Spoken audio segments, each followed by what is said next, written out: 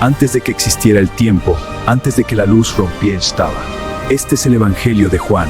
La mayoría de la gente cree que Jesús comenzó a existir en un pesebre, que su historia empieza con María, con José, con los pastores. Pero Juan, el discípulo que más lo conoció, sabía que eso no era cierto. Por eso no empezó con una genealogía, no empezó con un ángel, empezó antes, mucho antes. En el principio era el Verbo, escribió. Y con esa frase nos lleva al momento exacto donde todo comenzó.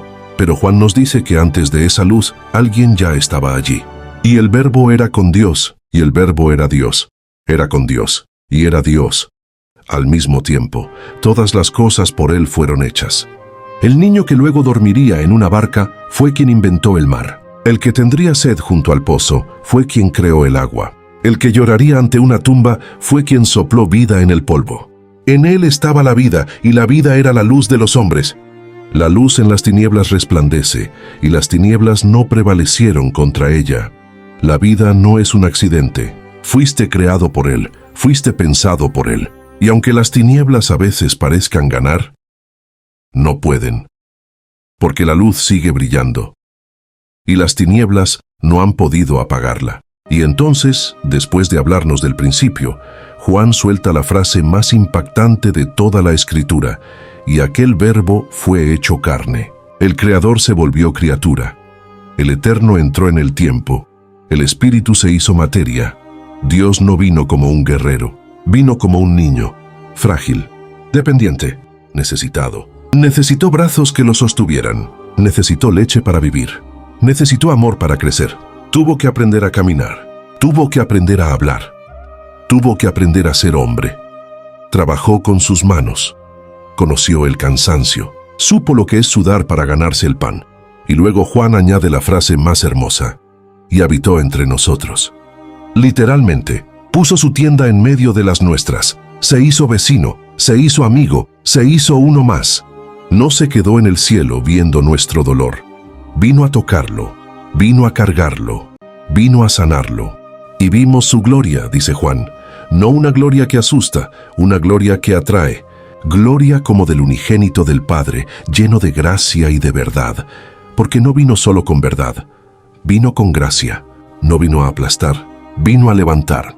Juan contrasta: la ley por medio de Moisés fue dada, pero la gracia y la verdad vinieron por medio de Jesucristo. Moisés trajo reglas, Jesús trajo abrazos. Moisés trajo mandamientos, Jesús trajo misericordia. Y Juan el Bautista, el más grande de los profetas, dijo: después de mí viene uno que es más grande que yo, porque era primero que yo.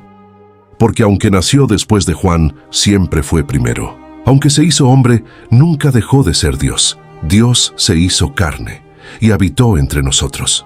Ya no está lejos, ya no es inalcanzable. Está aquí, y te está mirando, y te está esperando. Antes de que Jesús comenzara su ministerio, otro hombre apareció en el desierto. Su nombre era Juan. Pero no era Juan el que importaba. Él lo sabía mejor que nadie.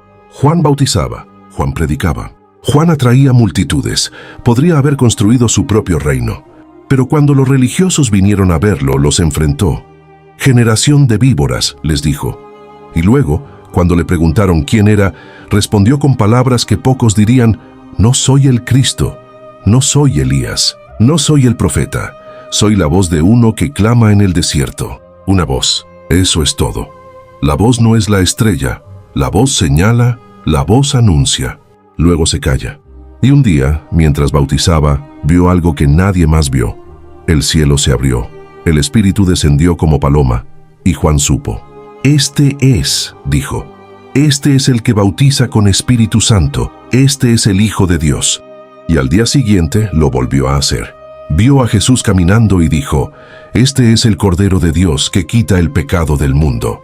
Cordero, no león, no guerrero, Cordero, el que sería sacrificado, el que cargaría con todo. 2 de sus discípulos lo oyeron y siguieron a Jesús. Juan debió verlos irse, y no se molestó, porque de eso se trataba. Es necesario que él crezca y que yo disminuya. Esa fue su regla de vida. Más tarde, en una prisión oscura, Juan dudó. Mandó a preguntar: «¿Eres tú el que ha de venir?». Jesús respondió con hechos: Los ciegos ven, los cojos andan, los leprosos son limpiados. Dichoso el que no halle tropiezo en mí. Juan entendió. No necesitaba más respuestas. Él había hecho su trabajo, había señalado al Cordero, y al final Juan murió en esa prisión, decapitado por un capricho. Pero su voz nunca murió, porque sigue señalando, siglos después, al único que puede quitar el pecado del mundo. Aprendamos de Juan. No se trata de nosotros, se trata de él. 3 días después del encuentro con Natanael, hubo una boda, en un lugar llamado Caná de Galilea. No era una boda de ricos, era una boda de pueblo, de gente humilde, de esas donde todos se conocen. Jesús fue invitado, y con él, sus discípulos, los primeros, los que apenas comenzaban a creer. La fiesta estaba en su mejor momento, risas, baile, vino, mucho vino. Pero María notó algo que nadie más notó, algo que podía arruinarlo todo. El vino se acabó. Para una boda judía, eso era una vergüenza, un fracaso, un golpe a la familia. María se acercó a Jesús y le dijo, no tienen vino. No le dijo qué hacer, solo le mostró la necesidad. Jesús respondió, ¿qué tienes conmigo, mujer? Aún no ha llegado mi hora. No era un rechazo, era una declaración. Pero María, con una fe inquebrantable, les dijo a los sirvientes, hagan todo lo que Él les diga. Había allí 6 tinajas de piedra, de las que usaban para la purificación judía, vacías, esperando. Jesús dijo, llenen esas tinajas de agua, y ellos obedecieron. Llenaron cada una hasta el borde, unos 100 litros de agua. Agua común, agua de pozo, agua sin nada especial. Luego dijo, saquen ahora, y llévenlo al encargado de la fiesta. Ellos obedecieron de nuevo. El encargado probó.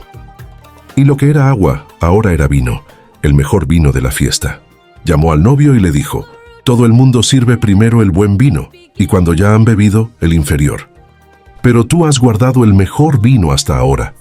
Los discípulos vieron, y Juan escribe, y manifestó su gloria, y sus discípulos creyeron en él. No fue un milagro para impresionar, fue una señal, un adelanto. Una pista de lo que Jesús vino a hacer, transformar lo ordinario en extraordinario. El agua se hizo vino, la escasez se hizo abundancia, la vergüenza se hizo celebración, y todo comenzó con una orden simple. Hagan todo lo que Él les diga, lo mismo que María nos sigue diciendo hoy. Haz lo que Él te diga, obedece, y verás cómo Él transforma tu vida.